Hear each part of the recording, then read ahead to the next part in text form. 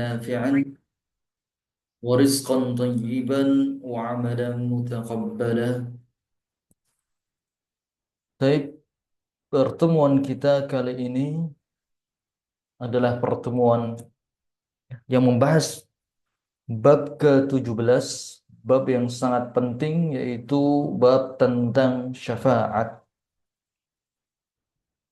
Untuk pertemuan kali ini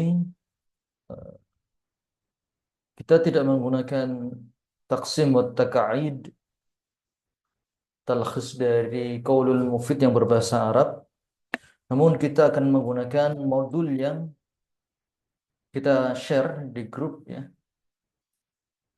Alhamdulillah telah ada modul tersebut tadi pagi kita share ya. Karena dalam bab ini ada mukaddimah-mukaddimah yang harus kita ketahui ya, secara detail sebelum nanti kita membahas tentang dalil-dalil syafaat, kemudian tentang syafaat yang ditetapkan dan juga syafaat yang dinafikan. Kita harus tahu terlebih dahulu tentang apa itu syafaat. Baik, di sini di syarah kitab kita mengambil syarah ini dari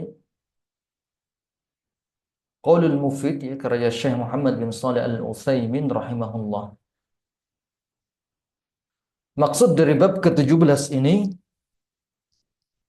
yaitu tentang penjelasan akan syafaat yang ditetapkan Allah Azza wa Jalla dalam Al-Quran,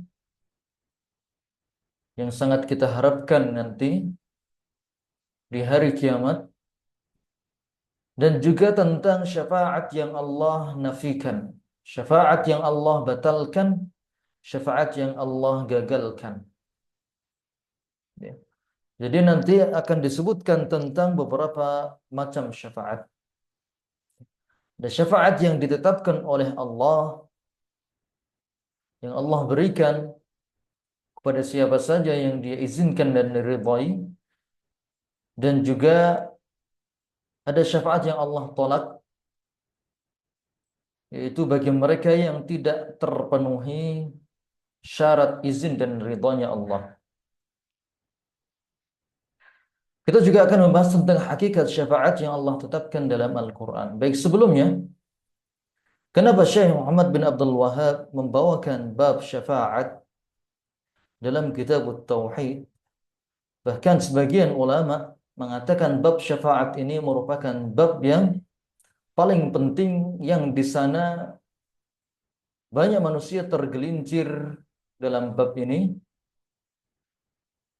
yang menjadi sebab gerbang ya, menuju kesyirikan. Jadi kesalahan dalam memahami syafaat menjadikan banyak manusia yang terjerumus ke dalam kesyirikan. Makanya kita perlu memahami tentang konsep syafaat secara benar supaya tidak ada kekeliruan dalam pemahaman kita. Karena apabila kita keliru dalam memahami konsep syafaat ini, akibatnya fatal. Kita bisa membenarkan segala bentuk peribadatan yang dilakukan oleh orang-orang musyrik. Baik, di sini kita baca ya. Kenapa Syekh membawakan bab ini? Tujuannya adalah untuk menunjukkan batilnya syafaat yang diyakini kaum musyrikin. Yaitu mereka meyakini bahwa sesembahan mereka, baik itu malaikat, ruh orang saleh dan lain sebagainya, mampu memberikan syafaat pertolongan dari Allah untuk mereka. Baik, sebelum ini, mukaddimah ini, kita harus tahu tentang hakikat peribadatan yang dilakukan oleh orang-orang musyrikin Quraisy. Disebutkan dalam surat Yunus ayat ke-18, Allah Azza wa Jalla berfirman tentang apa yang sebenarnya dilakukan oleh orang musyrik. Qala Allah, wa ya'buduna min dunillahi ma la yadhurruhum wa la yanfa'uhum. wa yaquluna haula'i syufa'auna 'indallah. Jadi orang-orang musyrik itu menyembah selain Allah sesuatu yang tidak dapat mendatangkan bencana kepada mereka dan tidak pula bisa memberikan manfaat untuk mereka. Dan mereka orang-orang musyrik ini berkata tentang sesembahan mereka itu, haula'i syufa'auna indallah. Mereka yaitu sesembahan kami adalah pemberi syafaat kami di hadapan Allah Azza wa Jalla. Jadi di sini orang musyrikin Quraisy, mereka sejatinya tidak benar-benar menyembah patung. Mereka tidak meyakini patung yang mereka sembah itu menciptakan atau memberikan manfaat atau menolak mudarat, ya, wujud patungnya, ya. Jadi orang musyrikin Quraisy sendiri, mereka tahu bahwasanya mereka yang membuat patung itu. Tapi kenapa mereka sujud ke situ? Nah, alasannya adalah patung itu bukan Tuhan. Tapi patung itu adalah simbol atau perwujudan dari ruh orang soleh. Sekali lagi, patung adalah perwujudan atau simbolisasi dari roh orang soleh. Seperti Lata, Uzza, dan Manat. Atau kalau kaumnya Nabi Nuh, ada Wad, Yaghuth, Ya'uq, itu semuanya adalah orang soleh. Mereka meninggal, maka kemudian dibuatkan patung.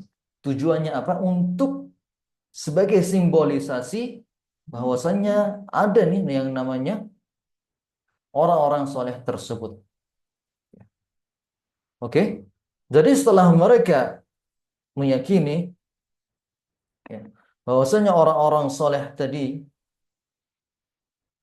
telah meninggal, maka kemudian mereka membuat patung tersebut sebagai simbol. Mereka meyakini bahwasanya orang-orang soleh tadi, roh-roh mereka diangkat derajatnya di sisi Allah Azza wa Jalla. Roh-roh mereka berada di maqam yang tinggi, yang dekat dengan Allah Azza wa Jalla. Itu keyakinan mereka. Dan itu memang dibenarkan. Dalam agama Islam, orang soleh yang meninggal, para nabi dan rasul, roh mereka ada di alam yang tinggi, ya, di surga, dekat dengan Allah Azza wa Jalla. Baik, sampai sini mereka benar. Namun keyakinan mereka, maksudnya keyakinan bahwasanya roh mereka memiliki makam yang tinggi, ini benar. Namun kesalahan mereka ada beberapa poin, yaitu pertama, mereka membuat perwujudan orang soleh tersebut dalam bentuk patung, dan ini haram. Kemudian kesalahan kedua adalah mereka meyakini roh mereka yang memiliki kedudukan di sisi Allah bisa menjadi perantara mereka untuk mendapatkan ampunan Allah, untuk mendapatkan manfaat, untuk mendapatkan karunia-Nya Allah Azza wa Jalla.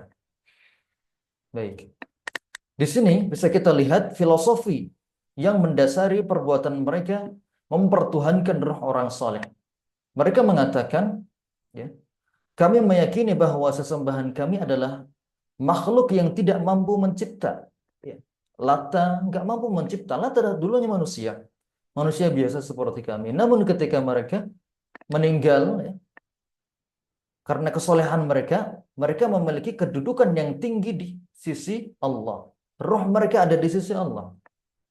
Maka kami pun berdoa dan bergantung kepada mereka supaya mereka mendekatkan kami kepada Allah. Maksudnya menyampaikan doa-doa dari para penyembahnya.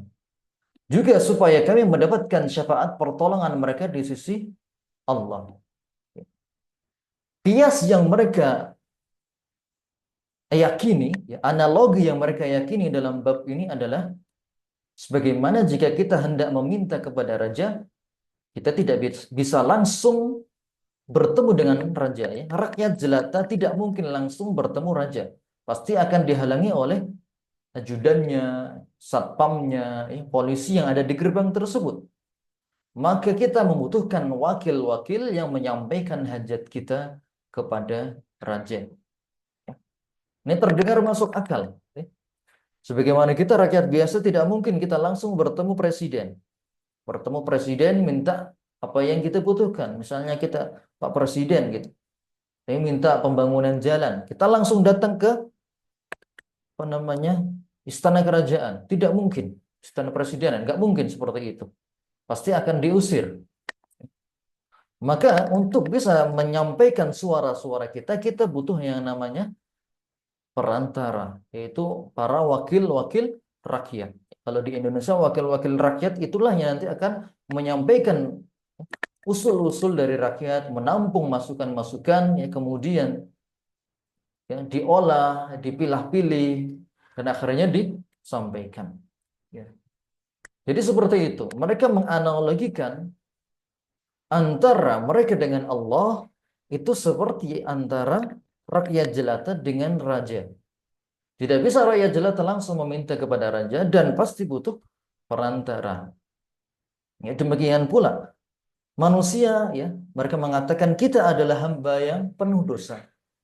Mereka mengakui bahwasanya mereka adalah bangsa jahiliyah, melakukan kekerasan, pembunuhan, perampokan, kemudian merenggut kehormatan orang, berperang, dan hanya karena masalah-masalah sepele.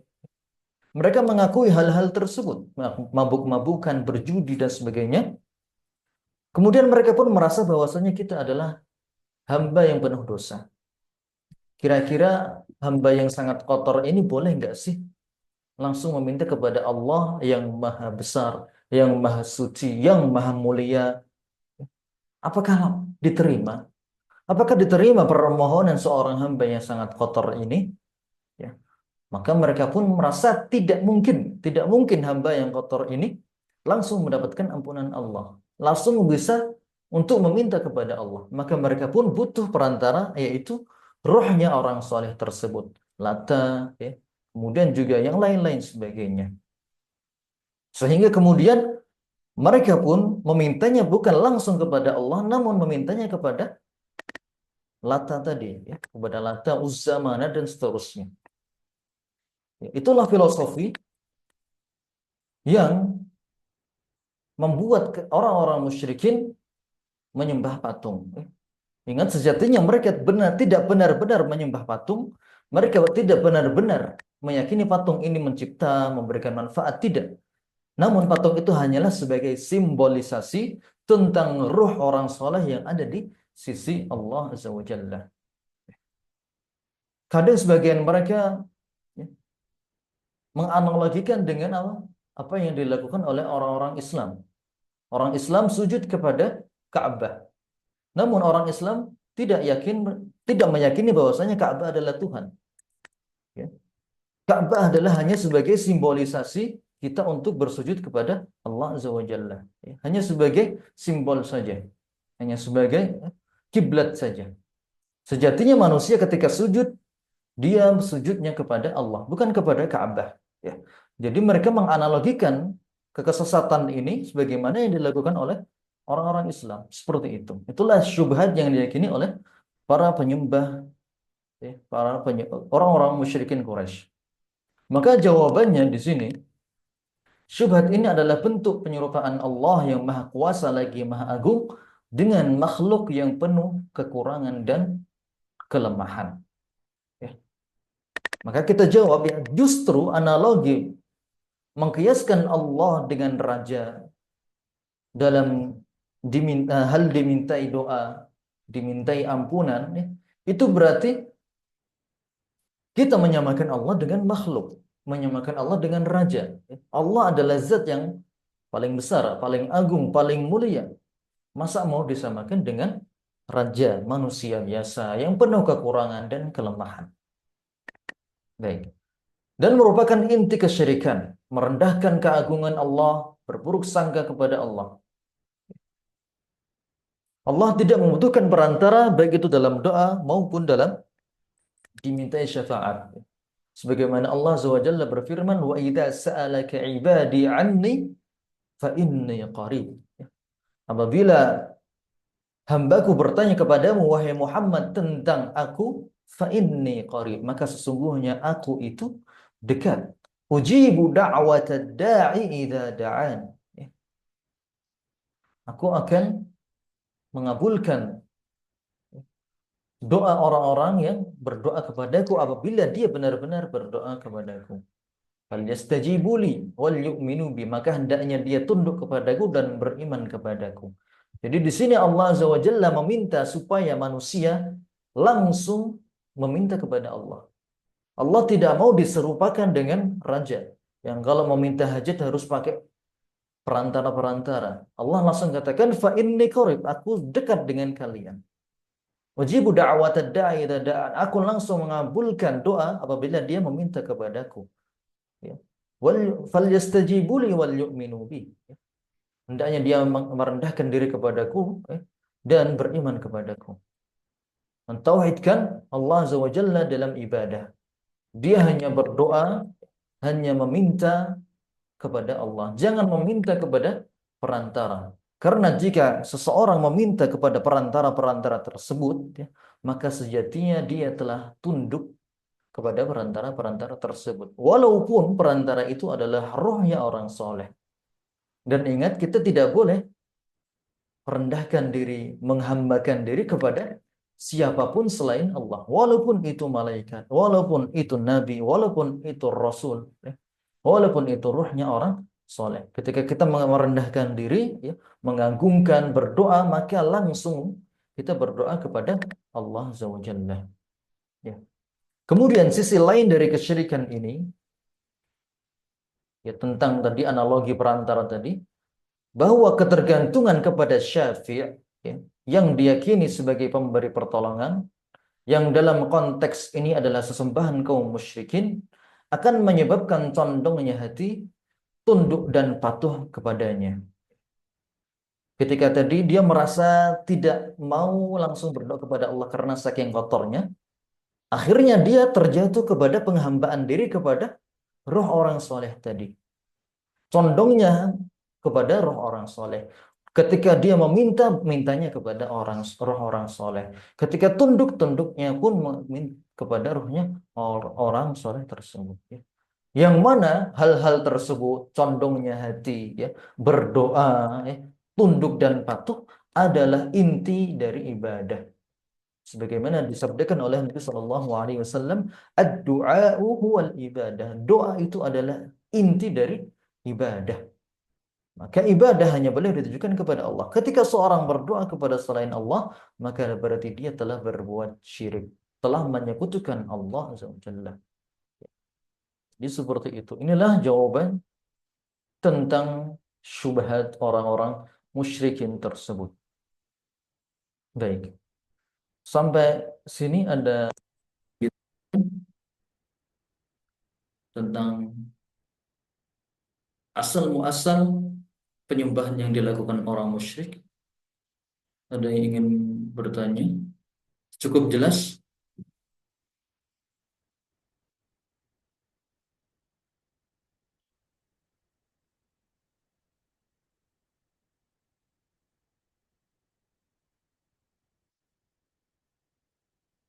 Silahkan nanti dibaca kembali berulang-ulang, karena ini penting sekali.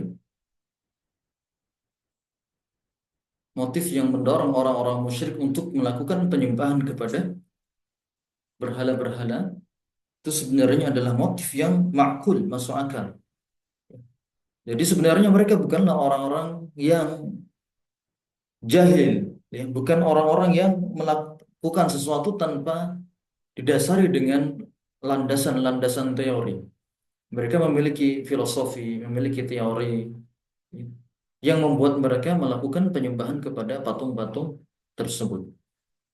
Jadi mereka tidaklah sebodoh yang kita kira.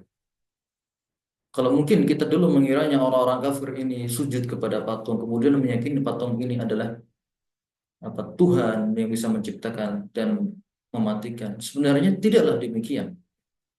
Orang-orang musyrikin Quraisy, mereka adalah orang-orang yang cerdas. Sejatinya mereka cerdas, hanya saja ketika berhadapan dengan syubhat ini, mereka kalah.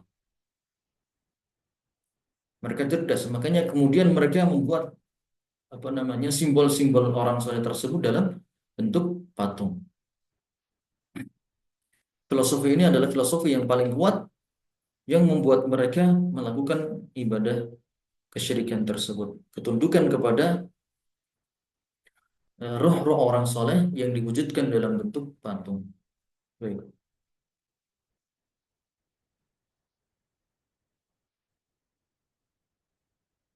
Apabila tidak ada yang ditanyakan, kita lanjutkan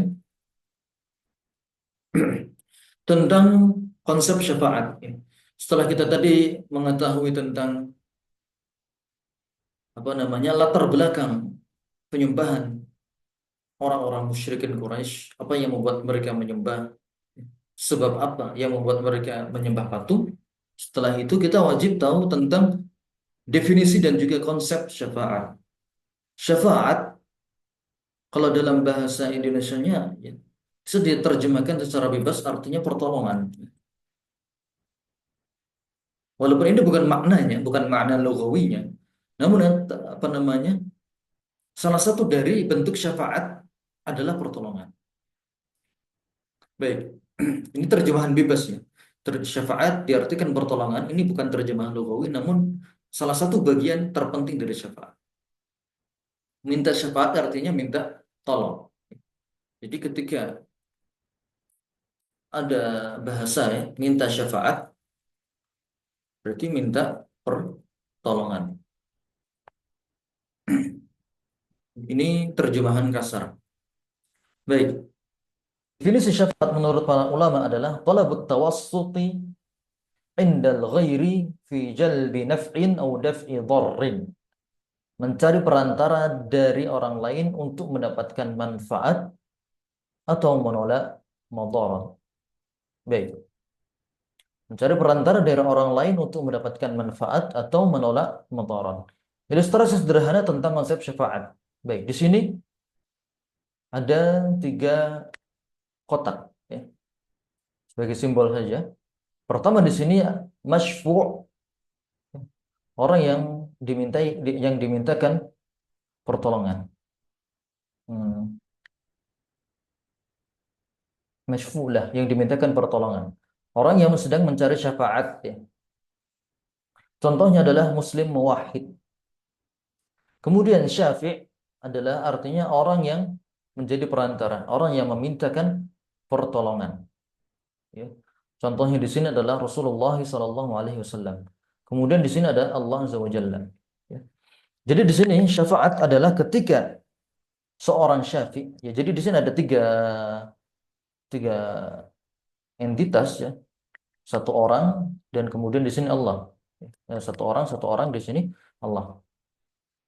Rasulullah SAW ketika di padang mahsyar meminta kepada Allah Azza wa Jalla untuk segera menyelesaikan urusan manusia di padang mahsyar tersebut. Ingat di padang mahsyar manusia dikumpulkan di suatu tempat yang tidak ada bangunan di sana.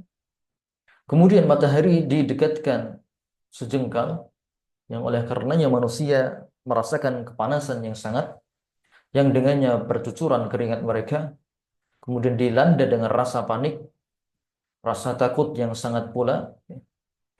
Kemudian mereka berlarian ke sana kemari meminta pertolongan kepada para nabi dari Adam, kemudian Nuh, kemudian Ibrahim, ya, dan Musa dan seluruh nabi-nabi.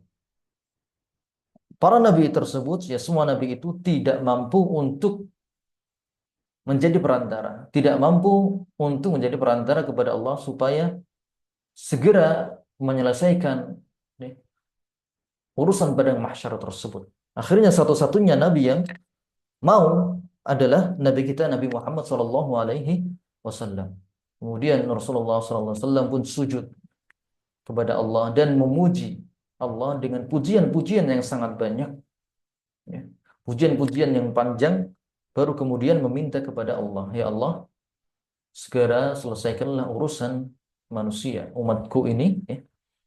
Kemudian ya, segera ya, mereka apa namanya digiring, apa namanya dimasukkan ke alam berikutnya, yaitu kejadian-kejadian hari kiamat berikutnya, ya. Entah itu apa namanya, hisab, mizan, ya. Kemudian tatayyarus suhuf, ya. Dibagikan bukunya, buku amal kebaikan, kemudian melewati sirat dan seterusnya. Maka kemudian Allah Azza wa Jalla pun mengabulkan permintaan Nabi Muhammad SAW. Allah segera menyelesaikan urusan manusia di padang mahsyar, kemudian mereka menuju fase-fase berikutnya, tahap-tahap berikutnya untuk nanti berakhir di neraka atau berakhir di surga. Dan yang mendapatkan manfaat dari pertolongan tersebut adalah ya manusia. Dan secara khusus di sini adalah muslim muwahhid. Muslim muwahhid. Semua orang yang Islam dan juga bertauhid kepada Allah SWT. Jadi seperti itu. Itu ilustrasi sederhana tentang konsep syafaat. Jadi kita di sini ya, kita di sini manusia ya, manusia umumnya ada di situ, di posisi ini. Mereka sangat berharap syafaat dari Rasulullah SAW. Ya. Syafaat itu tadi apa? Yaitu ketika Nabi Muhammad SAW memberikan pertolongannya kepada kita. Beliau berdoa kepada Allah untuk segera diselesaikan urusan manusia. Itulah syafaatul uzma yang sangat dinantikan oleh umatnya. Kemudian setelah meminta kepada Allah, Allah kabulkan permintaan Nabi Muhammad SAW. Sehingga yang dapat manfaat dari doa Nabi adalah kita semuanya. Muslim, muwahhid. Seperti itu konsep syafaat. Baik. Sekarang yang menjadi pertanyaan, bolehkah kita meminta kepada Nabi SAW langsung supaya diberikan syafaatnya? Bolehkah seorang berdoa kepada Nabi, ya Rasulullah, tolonglah berikan aku syafaatmu, berikan aku pertolonganmu di hari kiamat. Pertolonganmu di hari kiamat. Jangan sampai aku menjadi hamba yang apa namanya kesusahan ketika di hari kiamat. Tidak diselesaikan urusannya, kemudian tenggelam dalam keringatnya, kemudian kepanasan, ketakutan. Bolehkah seorang hamba berdoa kepada Rasulullah untuk mendapatkan syafaat tersebut? Ya Rasulullah, berikan aku syafaatmu. Apakah doa itu yang dipanjatkan? Sementara kita meyakini Rasulullah SAW adalah pemberi syafaat bagi kita. Maka jawabannya adalah tidak boleh. Tidak boleh kita langsung meminta syafaat kepada Rasul. Tidak boleh seorang hamba langsung meminta syafaat kepada Rasul. Walaupun nanti Rasulullah yang akan memintakan hal tersebut kepada Allah, ya, memintakan apa namanya urusan-urusan itu kepada Allah. Namun kita tidak boleh berdoa kepada Rasulullah. Jadi manusia bolehnya langsung berdoa kepada Allah. Yang dibolehkan adalah seorang Muslim berdoa, ya Allah, jadikanlah Nabi Muhammad SAW sebagai pemberi syafaat bagiku. Jadi doa yang diajarkan oleh para salaf, Allahumma syafi'hu fiyya.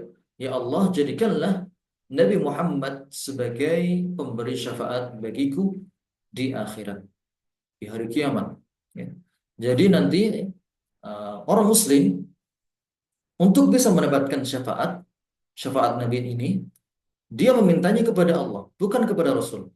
Ya, sekali lagi, orang Muslim supaya dia mendapatkan syafaat uzma ini, dia memintanya kepada Allah. Ya Allah, berikanlah aku syafaat Rasulmu. Ya. Atau ya Allah, janganlah engkau haramkan aku dari syafaat Rasulmu. Allahumma syafi'hu fiyya. Seperti itu. Ya. Jadi seorang hamba langsung meminta kepada Allah, bukan kepada Rasulullah. Nanti setelah Allah Azza wa Jalla mengabulkan doa ini, maka Allah akan memberikan izin kepada Rasulullah dan juga ridha kepada Rasulullah dan juga ridha kepada kita semuanya untuk mendapatkan syafaat tersebut. Baik. Definisi syafaat di sisi Allah secara syar'i adalah permintaan dari syafi'. Ya. Permintaan dari syafi' Permintaan dari Syafi'i dari Nabi Muhammad SAW contohnya ya. Permintaan dari Syafi'i dari Rasulullah SAW yang meminta tolong kepada Allah untuk mendapatkan manfaat yang akan diberikan kepada umatnya yang akan nanti diberikan pertolongan. Pahami lagi, permintaan dari Syafi'i yang meminta tolong kepada Allah untuk mendapatkan manfaat yang akan diberikan kepada yang akan diberikan pertolongan.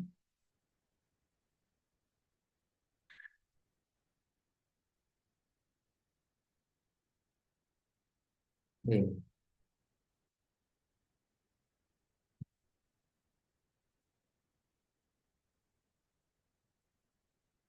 Oke, sampai sini tentang ilustrasi sederhana konsep syafaat. Ada yang ingin ditanyakan?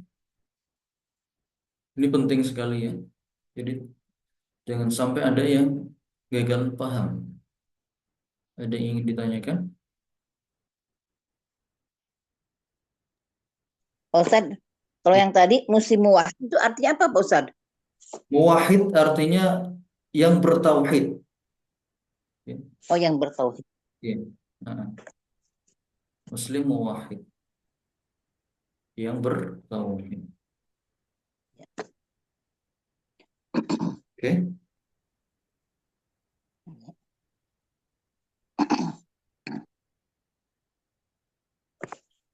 ada lagi yang ingin ditanyakan? Ini penting. Jadi tolong jangan sampai ada yang gagal paham tentang konsep syafaat ini.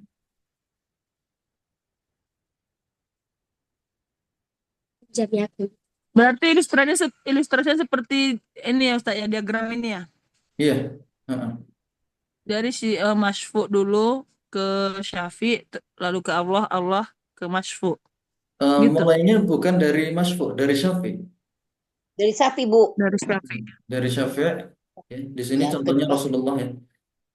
Beliau meminta Mm-mm. kepada Allah supaya memberikan apa namanya manfaat di sini di pada mahsyar tadi adalah segera diselesaikan urusan hamba.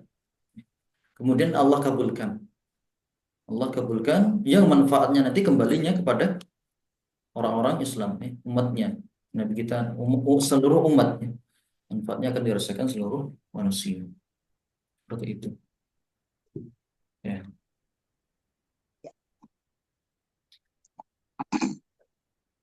Kemudian sekali lagi kita tidak boleh meminta syafaat langsung kepada Nabi. Ya. Kita tidak boleh meminta kepada Nabi. Misalnya mengatakan, ya Rasulullah, berilah aku syafaatmu. Tidak boleh. Kenapa? Karena hal tersebut berarti kita berdoa kepada Rasul. Dan ingat, berdoa adalah ibadah. Ketika kita berdoa kepada Rasul, berarti kita beribadah kepada Rasul. Ketika kita beribadah kepada Rasul, beribadah kepada selain Allah. Otomatis berbuat syirik. Makanya yang diajarkan oleh para salaf adalah Allahumma syafi'hu fiyya. Kita langsung berdoa kepada Allah, ya Allah, jadikanlah Nabi Muhammad sebagai pemberi syafaat bagiku di hari kiamat. Atau doa yang lain, ya Allah, janganlah engkau haramkan syafaat nabimu untukku kelak di hari kiamat. Seperti itu. Kemudian nanti akan disebutkan tentang amalan-amalan apa yang harus dilakukan untuk bisa mendapatkan syafaat Nabi Muhammad SAW. Baik. Sebelum itu kita baca dulu di sini. Manfaat yang diharapkan ada dua jenis. Yang pertama mendapatkan kebaikan bagi yang diberikan pertolongan. Ya, seperti dimudahkan urusannya dalam hisab, dibukakan pintu surga, diampunkan dosa-dosanya, diangkat derajatnya. Ya.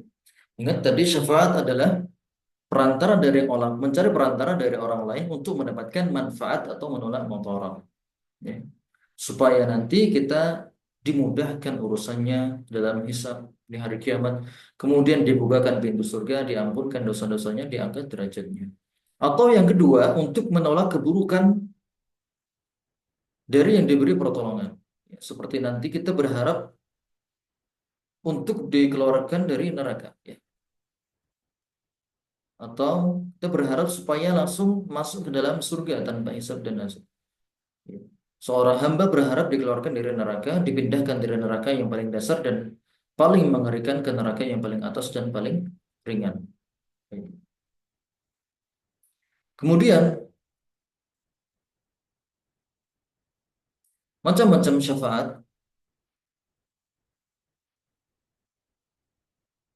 Ada di sini Syekh Muhammad bin Shalih Al Utsaimin menyebutkan ada tiga. Dua untuk akhirat, satu dan dua ini konsepnya di akhirat terjadinya. Kemudian yang ketiga, yaitu syafaat tentang masalah duniawi. Baik, kita membaca yang pertama. Syafaat musbatah. Musbatah artinya ditetapkan. Sehingga maknanya adalah syafaat yang Allah Azza wa Jalla tetapkan bagi dirinya. Allah akan memberikan syafaat tersebut,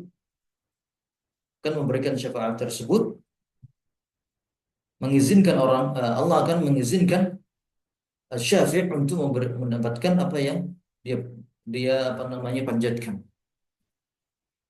Syafaat yang Allah tetapkan bagi dirinya dan bisa diperoleh dengan tiga syarat. Izin dari Allah untuk si pemberi syafaat. Contohnya Rasulullah Shallallahu Alaihi Wasallam. Tentu saja Rasulullah adalah orang yang diizinkan Allah untuk memberikan syafaat, untuk memberikan pertolongan. Ridha Allah untuk si pemberi syafaat. Tentu saja Allah meridai Rasulullah Shallallahu Alaihi Wasallam. Dan yang ketiga yang harus menjadi perhatian kita adalah ridha Allah untuk yang akan diberikan syafaat, yaitu umatnya Muhammad, kita semua. Ridha Allah untuk kita. Di sini yang menjadi permasalahan adalah bagaimana caranya supaya kita mendapatkan ridhonya Allah. Bagaimana supaya Allah memasukkan kita sebagai golongan yang nanti akan mendapatkan syafaat? Maka jawabannya adalah dengan cara mentauhidkan Allah Azza wa Jalla.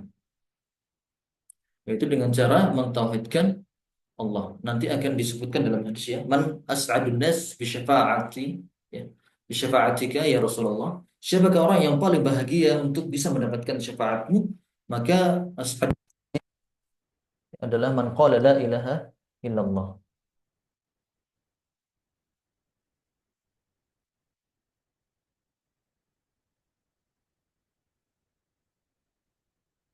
Baik. Jadi untuk mendapatkan ridhonya Allah, supaya kita termasuk kriteria hamba-hamba yang akan mendapatkan syafaat Rasulullah, syaratnya adalah menjadi hamba yang bertauhid, bertauhid, tidak melakukan kesyirikan, ya. Hanya menyembah kepada Allah, tidak bertawakal kepada selain Allah, hanya bertawakal kepada Allah dan seterusnya. Baik, itu syafaat musbatah. Contoh syafaat musbatah adalah syafaatul uzma. Ya. Syafaat nanti ada beberapa macam. Ada beberapa macam akan disebutkan. Dan salah satu yang paling besar yang sangat dikenal, yang sering disebutkan berulang-ulang adalah syafaatul uzma. Yaitu ketika tadi disebutkan ya, ketika di padang mahsyar kita dalam kondisi kebingungan, ketakutan, ya, panik dan seterusnya, berlarian ke sana kemari, mencari pertolongan, kemudian datang ke setiap nabi-nabi, mereka semuanya nggak mampu. Akhirnya datang ke Nabi Muhammad SAW. Kemudian Nabi Muhammad berdoa, memuji Allah, kemudian meminta kepada Allah supaya segera diselesaikan urusan hamba. Itulah syafaatul uzma. Itulah syafaatul uzma yang sangat dinantikan oleh semua manusia. Baik. Kemudian yang berikutnya adalah syafaat manfiyah, pertolongan yang dinafikan. Yaitu syafaat yang Allah nafikan, yang Allah batalkan, yang Allah tidak akan berikan. Yang mana syafaat itu dimintakan kepada selain Allah. Ya. Dimintakan kepada selain Allah dalam hal yang tidak ada yang mampu kecuali Dia. Dan hukumnya adalah syirik akbar. Termasuk syafaat manfiyah juga, yaitu syafaat yang tidak diizinkan Allah seperti syafaat bagi orang-orang musyrik. Ya. Tadi ada dua contoh di sini. Orang tersebut meminta syafaatnya kepada selain Allah, ya seperti meminta kepada Lata yang dilakukan oleh orang-orang musyrikin Quraisy. Mereka mengatakan, ya Lata, tolong berikan kami pertolonganmu, tolonglah kami, ya. Tolonglah kami di dunia, seperti itu. Maka itu termasuk perbuatan yang jelas kesyirikan. Meyakini bahwasanya orang soleh bisa memberikan pertolongan, kemudian berdoa kepada mereka. Maka jelas ini merupakan perbuatan syirik akbar. Atau kemudian syafaat manfiyah juga, yaitu syafaat yang tidak diizinkan Allah, yaitu syafaat bagi orang-orang musyrik. Orang-orang yang musyrik tidak akan berhak mendapatkan syafaatul uzma. Tidak berhak untuk mendapatkan syafaatul uzma karena mereka meninggal dalam kondisi syirik. Sebagaimana tadi disebutkan, syarat untuk mendapatkan syafaatul uzma tadi adalah bertauhid. Maka siapa saja yang tidak bertauhid alias mereka meninggal dalam kondisi syirik, maka dia tidak, ya, berhak untuk mendapatkan syafaat Nabi Shallallahu Alaihi Wasallam tersebut. Baik, ini dua, ya, dua syafaat musbatah dan manfiyah. Ini tempatnya di akhirat. Adapun yang ketiga di sini adalah syafaat di dunia, maksudnya dalam konteks duniawi. Syafaat pertolongan dalam urusan dunia. Contoh, seorang pejabat daerah menyampaikan aspirasi masyarakat daerah kepada pemerintah pusat untuk pembangunan infrastruktur di daerahnya. Syafaat atau pertolongan jelas ini hukumnya jaiz, boleh, dan bisa menjadi mustahab jika mengandung maslahat. Syarat yang harus dipenuhi oleh syafi' perantara penolong adalah dia harus hidup, mampu dan hadir atau ada di tempat, atau bisa dikomunikasikan dengannya jika tidak ada di tempat. Ya, ini dalam urusan dunia. Ya. Contohnya mungkin kita jalan di desa kita ini berlubang-lubang, kita minta tolong kepada Pak RT. Pak RT nanti dimintakan tolong kepada Pak RW. Pak RW dimintakan kepada Pak Camat. Pak Camat dimintakan kepada Pak, dan seterusnya seperti itu. Ya. Jadi kita tidak bisa langsung datang ke Pemda kemudian, ya, bercuap-cuap meminta langsung menodong proposal, nggak mungkin seperti itu. Namun, ya, dengan wakil-wakilnya tadi dari musyawarah RT kemudian naik seterusnya, itu syafaat dalam urusan duniawi, dan ini hukumnya boleh untuk maslahat, ya. Untuk tadi pembangunan jalan atau infrastruktur dan seterusnya yang intinya merupakan maslahat atau kebaikan bersama. Baik. Kemudian jenis-jenis syafaat musbatah. Ya, di sini akan disebutkan tentang jenis-jenis syafaat. Syafaat ada dua macam, dua garis besar. Syafaat khusus Nabi Muhammad sallallahu alaihi wasallam. Kemudian yang kedua adalah syafaat umum dari Nabi Muhammad sallallahu alaihi wasallam, kemudian juga dari para nabi yang lain, malaikat, orang-orang soleh, anak kecil yang meninggal sebelum balik dan sebagainya. Ya. Ingat, yang bisa memberikan syafaat bukan hanya Nabi Muhammad sallallahu alaihi wasallam, namun juga orang-orang soleh lain, nabi-nabi yang lain, ya, para malaikat pun juga memberikan syafaat bagi orang-orang yang beriman.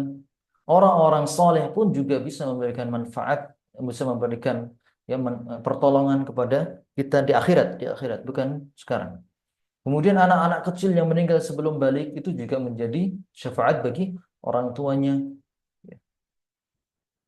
Tapi pertolongan yang bisa mereka berikan itu berbeda-beda, bertingkat-tingkat. Dan yang paling spesial, pertolongan yang paling spesial tentu saja adalah yang dibawa oleh Nabi kita Nabi Muhammad SAW. Syafaatul uzma. Ya, di sini syafaat uzma. Maqam yang dijanjikan Allah pada hari kiamat di padang mahsyar. Ya. Sebenarnya tadi yang kita sebutkan. Ini syafaatul uzma yang sangat dinanti-nanti. Ya. Dan cara untuk mendapatkannya yaitu dengan bertauhid, kemudian melakukan berbagai macam amal soleh. Salah satunya yaitu dengan berdoa setelah azan. Man qala hina yasma'un nida Allahumma rabb hadhihi ad-da'wati at-tamah was-salati al-qa'imah ati Muhammadan al-wasilata wal fadilah wa ba'athu maqaman mahmudan alladhi wa'adtah. Itu doa setelah azan. Maka kemudian Nabi SAW mengatakan siapa saja yang mengucapkan doa tersebut setiap selesai azan, halat lahu syafa'ati yaumal qiyamah. Dia halal, dia berhak untuk mendapatkan syafaatku pada hari kiamat. Ya. Itu salah satu amalan yang bisa membawa kita untuk mendapatkan syafaat uzma tersebut. Amalan-amalan lain tentu saja sangat banyak sekali. bersalawat ya, kepada Nabi kita Nabi Muhammad SAW, itu pun juga akan bisa membuat kita mendapatkan syafaat. Kemudian syafaat khusus Nabi Muhammad yang berikutnya, yang kedua adalah syafaat untuk paman beliau Abu Talib. Syafaat untuk paman beliau Abu Talib. Ingat, Abu Talib adalah orang yang meninggal di atas kekafiran. Abu Talib tidak mau masuk Islam, dia gengsi. Ya. Di situ apa namanya kisahnya ketika beliau sakaratul maut ya, sudah tua, sudah sakit-sakitan. Di situ teman-temannya ya, ada Abu Jahal dan juga teman-teman yang lain, mereka menunggui Abu Talib. Setiap hari mereka ada di sisi Abu Talib. Ngapain mereka di situ? Mereka di situ untuk mewanti-wanti Abu Talib supaya jangan ikut agamanya Nabi Muhammad. Walaupun Abu Talib ini sangat menolong Nabi kita Nabi Muhammad dalam berdakwah, memberikan perlindungan, namun Abu Talib tidak mau ya, mengikuti agama Muhammad yang dibawa Muhammad. Ya. Maka kemudian Abu Jahal tadi apa namanya mewanti-wanti, menjaga Abu Talib supaya tidak pindah, tidak mengikuti ajaran Nabi Muhammad di detik-detik akhir hidupnya. Kemudian Nabi Muhammad SAW datang saat itu pula, ya di situ ada Rasulullah, ada Abu Talib yang terbaring sakit, kemudian juga ada Abu Jahal dan juga teman-temannya. Nabi Muhammad SAW berkata kepada Abu Talib, "Ya ammi, kul la ilaha illallah, kalimatan uhaju laka biha indallah." Ya paman, ucapkanlah la ilaha illallah yang dengan kalimat tersebut ya, aku bisa memintakan hujjah kepada Allah ya, untuk apa namanya memberikanmu manfaat. Maka kemudian Abu Jahal dan juga teman-temannya mengkompor-kompori Abu Talib. Atarghabu an millati Abdul Muttalib. Apakah kamu akan meninggalkan agama leluhurmu, ya Abdul Muttalib, dan mengikuti agama anak baru ini, agamanya Muhammad? Dikompor-kompori demikian terus ya. Diwanti-wanti, jangan pindah, jangan pindah. Ingat, kamu punya nenek moyang, kamu punya warisan leluhur yang harus kamu pegang terus sampai kamu meninggal. Demikianlah terus dikompor-kompori oleh Abu Jahal dan kawan-kawan, hingga akhirnya Abu Talib meninggal tanpa sempat mengucapkan kalimat la ilaha illallah. Nabi Muhammad SAW sangat sedih atas kematian Abu Talib yang tidak mau mengucapkan syahadat. Kemudian Rasulullah meminta izin kepada Allah untuk memintakan ampun kepadanya, supaya dia diampuni dosanya, masuk surga. Namun Allah Azza wa Jalla tidak memberikan izin ya. Tidak memberikan izin karena Abu Talib meninggal dalam kondisi kafir. Kemudian khusus untuk Abu Talib ini, Allah Azza wa Jalla angkat beliau dari neraka terdalam ya, karena orang kafir pasti tempatnya di neraka paling dalam. Allah Azza wa Jalla angkat Abu Talib ya, dari neraka terdalam menuju neraka yang paling dingin, neraka yang paling mendingan. Itulah syafaat untuk Abu Talib, satu-satunya syafaat untuk orang kafir. Kemudian syafaat khusus juga dari Nabi Muhammad SAW untuk umatnya adalah syafaat untuk membuka pintu surga.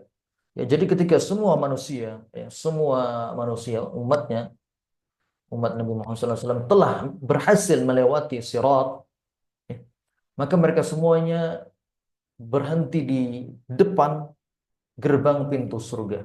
Dan pintu surga belum terbuka. Walaupun mereka semuanya telah terselamatkan dari sirat, ya, sirat itu, ya, terbebas dari pengait-pengait di sekelilingnya yang bisa membuang mereka ke neraka, mereka telah sampai di depan gerbang, namun gerbangnya tidak terbuka. Ada malaikat yang menjaga gerbang surga tersebut. Siapapun manusia tidak ada yang diberikan izin untuk dibukakan kepadanya pintu surga. Dan satu-satunya manusia yang diberikan izin ya, untuk dibukakan gerbang surga adalah Nabi kita Nabi Muhammad Sallallahu Alaihi Wasallam. Ya. Rasulullah datang, ya, kemudian meminta izin kepada para malaikat di sana, kemudian akhirnya dibukakanlah pintu tersebut. Setelah pintu surga dibuka, maka kemudian berbondong-bondong manusia menempati tempat mereka masing-masing di surga. Kita memohon kepada Allah Azza wa Jalla supaya kita termasuk di antara hamba-hamba Allah yang bisa masuk ke dalam surga tanpa hisab dan azab. Baik. Kemudian berikutnya syafaat umum. Maksudnya adalah orang-orang apa namanya makhluk-makhluk lain yang juga bisa memberikan manfaat kepada kita semuanya ya di akhirat kelak. Yaitu para nabi ya, nabi-nabi terdahulu kepada umatnya. Itu juga bisa memberikan manfaat. Malaikat kepada kita ya. Malaikat juga akan memberikan pertolongan. Orang-orang soleh juga akan memberikan pertolongan. Anak-anak kecil yang meninggal sebelum balik juga akan memberikan pertolongan bagi orang tuanya. Kemudian ada anak yang hafidz Quran juga akan memberikan pertolongan bagi orang tuanya. Dan pertolongan-pertolongan tersebut ya, yang diberikan makhluk-makhluk ini kepada kita adalah syafaat untuk mengangkat derajat orang-orang mukmin. Ya. Misalnya, ya, ada orang mukmin yang masuk surga, namun derajatnya rendah. Sementara dia memiliki teman ya, atau guru atau orang soleh yang dekat kepadanya di dunia. Kemudian orang soleh ini mencari-cari mana si fulan ini. Ternyata dia ada di surga yang paling bawah. Kemudian akhirnya si fulan, orang soleh ini meminta kepada Allah, ya Allah, tolong angkat dia juga di surga yang tinggi bersamaku. Ya. Akhirnya orang ini si fulan tadi diangkat derajatnya menuju surga yang lebih VIP lagi, yang lebih mewah lagi. Baik, kemudian yang kedua adalah syafaat bagi orang-orang yang berhak masuk neraka dari orang muslim supaya tidak memasukinya. Ya, ini juga yang bisa dilakukan, diberikan oleh Nabi Muhammad SAW, para nabi yang lain, para malaikat, orang-orang saleh dan juga yang lain sebagainya. Kemudian syafaat bagi orang yang telah masuk neraka dari orang muslim supaya bisa segera keluar darinya. Ya, ini termasuk pula syafaat Nabi Muhammad SAW. Ketika beliau mendapati ternyata ada sebagian umatnya yang jatuh ke neraka, maka kemudian beliau SAW meminta kepada Allah untuk segera mereka diangkat dari neraka. Baik.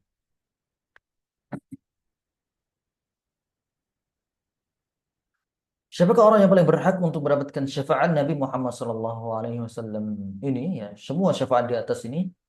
Siapa mereka yang bisa mendapatkannya? Orang yang paling berhak dan paling berbahagia dengan syafaat Nabi SAW adalah orang yang mengucapkan la ilaha illallah dengan ikhlas. Dan dia adalah ahli tauhid dan ikhlas. Orang yang mentauhidkan Allah dengan sempurna. Ya. Benar-benar dia hanya bertawakal kepada Allah. Benar-benar dia hanya berdoa kepada Allah. Ibadah-ibadah yang dilakukan murni dilakukan untuk mencari ridhonya Allah SWT. Di sini Nabi SAW bersabda, "Likulli nabiyyin da'watun mustajabah." Setiap para nabi mereka memiliki jatah doa mustajab. Fata'ajjala kullu nabiyyin da'watahu. Dan setiap nabi bersegera untuk memakai jatah doa mustajab tersebut di dunia. Ya, misalnya dengan apa namanya? Diselamatkan anaknya atau dibinasakan orang-orang yang durhaka dan semacamnya. Bagaimana para nabi-nabi terdahulu? Ada Nabi Hud, ya, Nabi Hud dengan kaumnya Ad, kemudian ada Nabi Saleh, ya, kemudian ada Nabi Nuh dan seterusnya. Mereka memiliki jatah doa mustajab tersebut dan mereka memakai doa itu ketika di dunia. Wa inni khabba'tu da'wati syafa'atan li ummati yaumal qiyamah. Dan sesungguhnya aku, yaitu Rasulullah sallallahu alaihi wasallam, menunda, menyimpan jatah doa mustajabku itu tadi syafa'atan li ummati yaumal qiyamah, sebagai pertolongan untuk umatku pada hari kiamat kelak. Jadi Nabi tidak segera memakai jatah doa mustajab itu untuk keperluan beliau di dunia. Beliau tidak perlu meminta kepada Allah, ya Allah tolonglah apa namanya, sebarkanlah agama Islam ini, menangkanlah kaum muslimin melawan orang-orang kafir. Beliau tidak memakai jatah doa mustajab ini. Ya. Namun beliau memakai jatah doa mustajab ini di akhirat. Ya Allah, nanti doa mustajab ini diberikan saja di akhirat. Ya. Fahiya na'ilatun insyaallah. Dan doa tersebut nailah akan bisa didapatkan dengan izin Allah, man mata la yusyriku billahi syai'a, bagi siapa saja yang meninggal tidak dalam kondisi berbuat syirik kepada Allah Azza wa Jalla. Baik. Ya, jadi syarat atau tata cara supaya kita bisa mendapatkan syafaat Nabi Muhammad sallallahu alaihi wasallam adalah dengan mentauhidkan Allah Azza wa Jalla. Berpegang teguh dengan tauhid, dengan sunnah Nabi sampai ajal menjemput. Ya, insya Allah apabila kita melakukan hal-hal tersebut kita akan mendapatkan syafaat Nabi Muhammad sallallahu alaihi wasallam. Baik. Sampai sini ada yang ingin ditanyakan? Kita baru pengantar nih. Belum masuk dalil. Ada Ustaz. Iya, silakan. Eh, Tadi kan kita melewati sirat ya di Iya. akhirat. Mm-mm. Terus sampailah ke pintu surga. Iya. Dan itu tidak langsung dibuka pintu surganya. Iya. Berarti apakah masih ada kita masuk neraka lagi Ustaz gitu? Enggak, tidak. Kalau sudah selesai lewat syarat, sudah pasti masuk surga.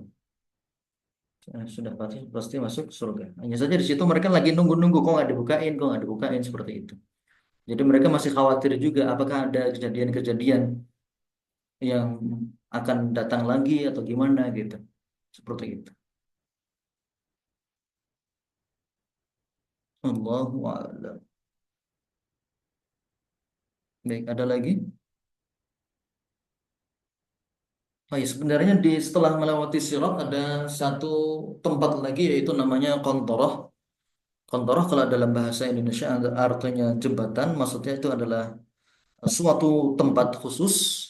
Di situ orang-orang Muslim yang selamat dari sirat mereka saling mengembalikan hak saudaranya yang mungkin dulu apa namanya pernah menzolimi saudaranya, pernah mengambil harta saudaranya. Di situ tempat untuk mengembalikan hak-hak mereka semuanya. Ya, jadi setelah mereka bahagia lewat sirat, ternyata masih ada satu proses lagi, yaitu proses pengembalian hak-hak saudaranya yang diambil di dunia. Jadi di situ ada orang yang apa namanya sudah bahagia, wah nanti masuk surga, ternyata di dunia dia pernah menzalimi si fulan dan si fulan. Akhirnya kemudian dia terpaksa membayar kezaliman tersebut dengan amalnya, sehingga amalnya yang tadi harusnya tinggi kemudian berkurang berkurang berkurang. Yang harusnya dia dapat surga yang VIP, namun kemudian akhirnya turun. Demikian. Baik.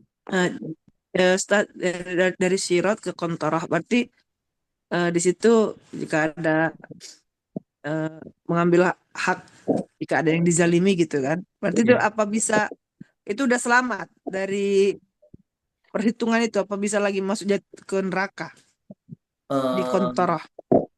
umumnya tidak, kecuali bagi mereka yang apa namanya saking zolimnya di dunia, dengan kezaliman yang besar sehingga akhirnya semua amalnya habis. Tapi itu hanya apa namanya beberapa golongan saja.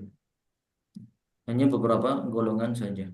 Memang disebutkan dalam hadis itu, eh, permisalan orang yang merugi adalah dia yang di hari kiamat datang membawa pahala yang sangat banyak, namun dia pernah menzalimi si fulan, kemudian pernah memukul si fulan, kemudian akhirnya dia harus bayar itu dengan amalan-amalan sampai amalannya habis. Ya, setelah amalannya habis, maka kemudian dia dijebloskan ke neraka.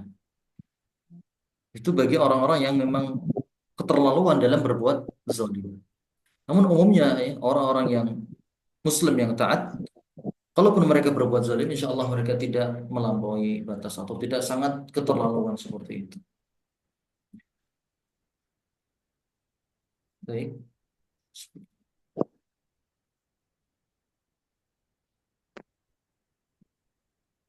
Pak Ustadz, kalau ini syafaat manusia, contohnya apa ya Pak Ustadz ya? Syafaat manfiyah itu apa namanya kan syafaat yang dibatalkan atau ditolak ya. Bahasa kita ditolak. Ya, jadi mereka-mereka yang ditolak untuk mendapatkan syafaat Nabi Muhammad SAW. Ditolak untuk mendapatkan pertolongan dari Rasulullah. Mereka-mereka adalah orang yang meninggal dalam berbuat syirik ya. Syafaat bagi orang-orang musyrik ya. Orang-orang yang meninggal dalam kondisi syirik mereka tertolak dari mendapatkan syafaat Nabi Muhammad SAW. Jadi itu maksudnya manfiyah. Manfiyah artinya dibatalkan, ditolak, ditiadakan. Seperti itu. Jadi orang-orang musyrik mereka tidak berhak mendapatkan syafaat Nabi Muhammad SAW. Demikian. Allah.